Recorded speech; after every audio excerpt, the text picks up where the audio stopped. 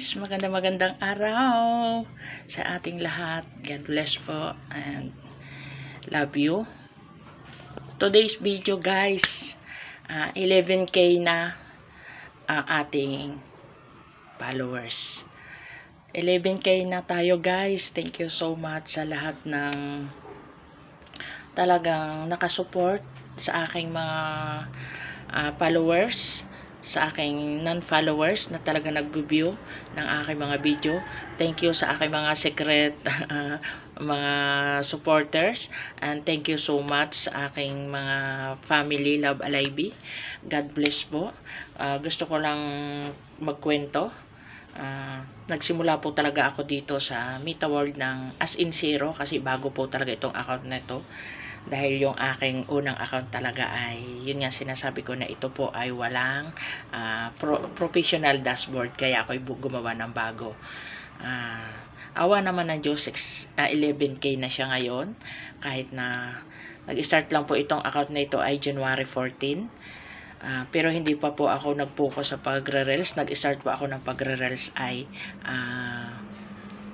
birthday ko, April to po, nag-start talaga ako na mag-live. Pero hindi pa rin po ako ganun ka-consistent mag-upload ng video.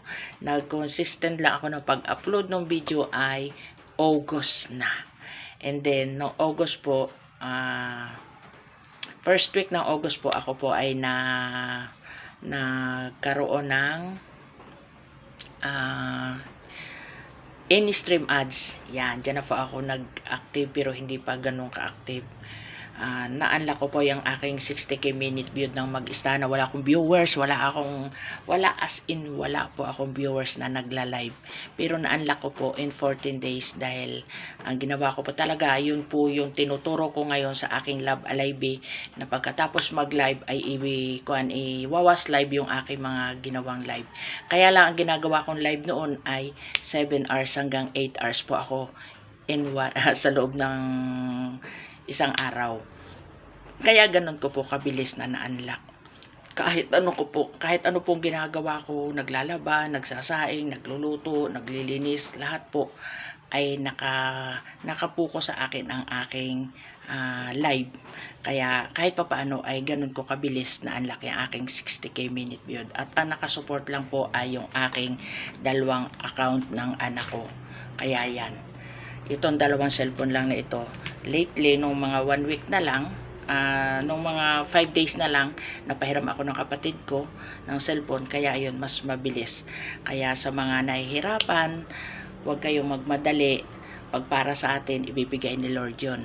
At samahan natin ng dasal at tiwala sa sarili.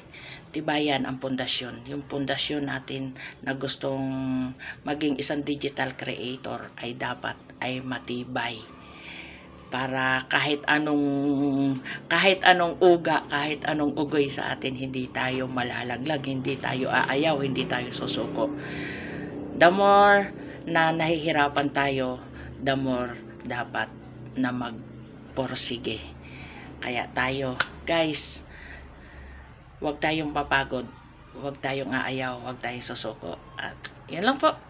Thank you so much. Love you talaga sa aking lahat ng mga non-followers, mga nagpailaw lagi sa bahay ko. Thank you.